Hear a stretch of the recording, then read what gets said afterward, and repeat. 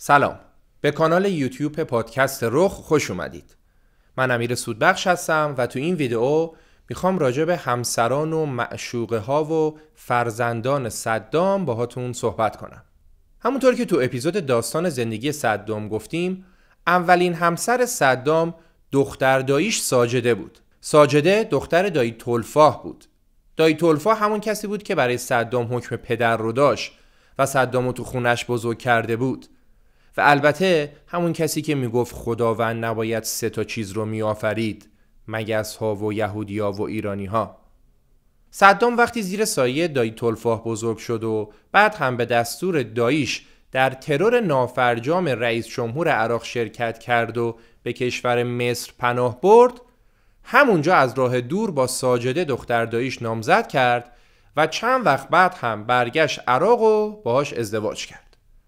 وقتی که صدام به قدرت رسید، ساجده دختری که تو فقر و بدبختی بزرگ شده بود یهو خودش رو در دنیایی از ثروت دید و نمیدونست چجوری باید پولاشو خرج کنه. یا رب روا مدار که گدا معتبر شود، گر معتبر شود ز خدا بیخبر شود. در تمام دوران حاکمیت صدام زندگی ساجده در مراکز خرید اروپایی خلاصه میشد و اون از خرید کردن و با زرق و برق زندگی کردن سیر نمیشد. ساجده بعد از ازدواج با صدام شکل و قیافش رو عوض کرد و معمولاً با موهای کوتاه و بلوند و همیشه هم آرایش کرده جلوی دوربین ظاهر میشد. حاصل ازدواج ساجده با صدام 5 فرزند بود: 2 پسر و 3 دختر. پسر بزرگتر اودای بود که ما توی ویدیو جداگانه کامل درباره این موجود ناشناخته صحبت کردیم که لینکشو هم اینجا براتون میذارم و هم تو توضیحات که برید ببینید. اودای جنجالی ترین و نابکارترین فرزند صدام بود که واقعا نفس کشیدنش برای بشریت خطرناک بود. اودای در نهایت بعد از حمله نیروهای ائتلاف به عراق و وقتی که با برادرش توی ویلا پنهان شده بود به دست آمریکایی ها کشته شد. خب همینجا عاقبت پسر دوم صدام رو هم گفتیم. قصی پسر دوم صدام روحیات و خلق و خوش برعکس اودای بود. اگه اودای یه دیوانه جنایتکار بود، قصی یک سیاستمدار جنایتکار بود. دقیقاً شبیه به پدرش. رابطه قصی با صدام خیلی خوب بود و صدام این پسر کوچکترش رو برای جانشینی خودش خیلی مناسب تر از اودای میدونست و این موضوع رو به اطرافیانش هم گفته بود. ولی خب کار به جانشینی صدام نکشید و قصی هم به همراه اودای در حمله آمریکایی ها کشته شد. خب این از پسران صدام و ساجده. حالا بریم سراغ 3 دختر این زوج، یعنی رغد و رعنا و حلا. رغد و رعنا 2 دختر بزرگتر صدام با 2 پسر عموهای صدام ازدواج کردن، یعنی 2 داداش با 2 خواهر ازدواج کردن. همسران اونا در رده‌های بالای حکومت عراق پست و منصب داشتن، ولی بنا به دلایلی که تو اپیزود صدام گفتیم دامادای صدام دست همسرانشون رو گرفتن و از عراق فرار کردن. بعد از مدتی هم صدام گولشون زد و اونا برگشتن به عراق و هر 2 داماد صدام کشته شدن. دختران صدام بعد از این اتفاق مدت‌ها با پدرشون قطع رابطه کردن، ولی با گذشت زمان رابطه اونا خوب شد و بعد از حمله آمریکایی‌ها دخترها بلافاصله فرار کردن به سوریه و بعدش هم رفتن به اردن. بعد از دستگیری صدام دخترانش خیلی سعی کردن که بهترین وکیلا رو برای پدرشون بگیرن و دائما در مصاحبه هاشون از مهربونی و بزرگی پدرشون صحبت میکردن. در آخر هم بعد از اعدام صدام دخترانش کمتر در رسانه ها ظاهر شدن و تو اردن و قطر به زندگیشون ادامه دادن. دختر کوچکتر صدام حلا هم به همراه مادرش ساجده بلافاصله بعد از جنگ از عراق فرار کردن به سوریه و بعدش هم به اردن و قطر و دیگه خیلی کسی ازشون خبری نداشت تا اینکه ساجده به مرگ طبیعی از دنیا رفت. خب این از خانواده صدام و بچه‌هاش. ولی آیا صدام فقط همین یک همسر رو داشت؟ مسلماً نه. صدام بعد از به قدرت رسیدن با زنای زیادی رابطه داشت، ولی معمولاً رابطش کوتاه مدت و یه شبه بود. اصلا صدام 1 نفر رو مأمور این کثافتکاریاش کرده بود. شخصی به نام کامل حناجیجو که شغلش هماهنگی و جفت و جور کردن زنها برای صدام بود که خب این اسم مؤدبانه شغلش بود. همونطوری که گفتیم کامل حنا به دستور اودی پسر صدام وسط یک مهمونی به قتل رسید. حالا از بین زنای زیادی که صدام باشون در ارتباط بود 2-3 نفرشون بودن که خیلی سر و صدا کردن و کارشون با صدام به جاهای باریک کشیده شد. معروفترینشون خانمی بود به نام سمیره شهبندر. سمیرا یا سمیره خانمی بود قد بلند با موهای بلوند و خانواده دار که خیلی هم شمرده و فصیح صحبت میکرد و دل صدام رو بوده بود. سمیره متأهل بود و همسرش هم مدیر کل خطوط هواپیمایی عراق بود. ولی برای صدام مهم نبود که سمیره همسر یکی از مدیران رده بالای کشورشه. صدام همسر سمیره رو مجبور کرد که اونو طلاقش بده و بعد هم برخلاف زنهای دیگه‌ای که تو زندگیش میمدن و میرفتن صدام تصمیم گرفت با سمیره ازدواج کنه.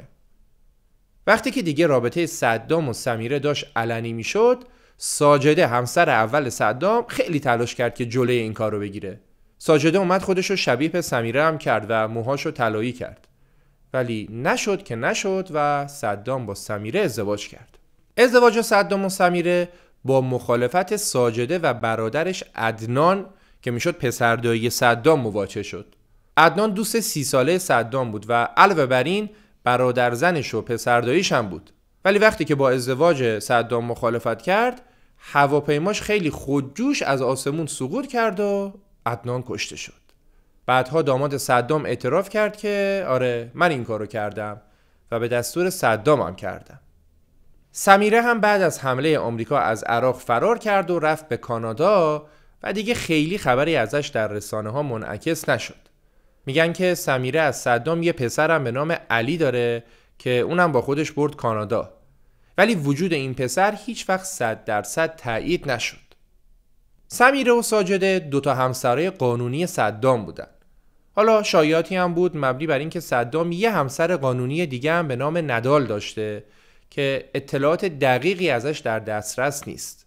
این از همسران و فرزندان صدام. اما از میون تموم معشوقه های صدام یه نفر بود که داستان زندگیش خیلی تو دنیا سر و صدا کرد. خانمی به نام پاریسولا لمپسوس، معشوقه یونانی صدام. پاریسولا درست زمانی که صدام در آستانه رئیس جمهور شدن بود و تازه به رأس قدرت رسیده بود با صدام آشنا شد. اون زمان پاریسولا مجرد بود و صدام هم خیلی از پاریسولا خوشش می اومد. برای همین هم رابطه صدام و پاریسولا محدود به یه شب 2 شب نشد و اونا مدتی با هم در ارتباط بودن. ولی با گذشت زمان پاریسولا از زندگی صدام رفت بیرون و این رابطه تموم شد. بعد هم پاریسولا ازدواج کرد و 2 هم بچه به دنیا آورد و داشت با همسرش زندگی میکرد تا اینکه دوباره سر و کله صدام پیدا شد. صدام پاریسولا رو به کاخش دعوت کرد و یه حال و احوالی باهاش کرد و پاریسولا برگشت خونش. این دیدار مجدد همان و هوس صدام برای برگشت به روزها و شبهای خوش گذشته با پاریسولا همان. صدام قبل از هر کاری طبق معمول همسر پاریسولا رو مجبور کرد که اونو طلاق بده و بعدش هم رابطه‌شو با پاریسولا مجدد شروع کرد و هر چند شب یک بار اونا با هم بودن. پاریسولا همسر و بچه ها و خانواده‌ش از دست داده بود و با مردی وارد رابطه شده بود که صرفاً اونو برای هوس میخواست و مسلماً این زندگی نبود که پاریسولا آرزوشو داشت. زنهای شبیه به پاریسولا تو زندگی صدام کم نبودن، اما موضوعی که باعث شد پاریسولا نسبت به بقیه معشوقه ها داستانش بیشتر سر و صدا کنه این بود که اون موفق شد با نقشه سازمان سیا فرار کنه به اردن. سازمان سیا که میخواست از درون کاخ صدام اطلاعات داشته باشه رفته بود سراغ بهترین گزینه، کسی که ارتباط بسیار نزدیکی با صدام داشت و به واسطه حضورش در کاخهای صدام میتونست اطلاعات خوبی به اونا بده. البته پاریسولا خودش تا لحظه آخر که رسید به اردن نمیدونست داستان چیه، ولی وقتی که فهمید دیگه خطری تهدیدش نمیکنه و تونسته از دست صدام خلاص بشه اومد هر چی رو که میدونست و در اختیار سازمان سیا گذاشت. بعد هم دیگه رسانه‌ها دست از سرش بر نداشتن و از رو داستان زندگیش هم 2 مستند تولید شد و هم کتاب چاپ شد. خب این خلاصه‌ای بود از داستان همسران و معشوقه ها و فرزندان صدام. اگه دوست داشتید از ما حمایت کنید، با لایک کردن این ویدیو و سابسکرایب کردن کانال رخ میتونید ما رو همراهی کنید. مرسی که با ما هستید.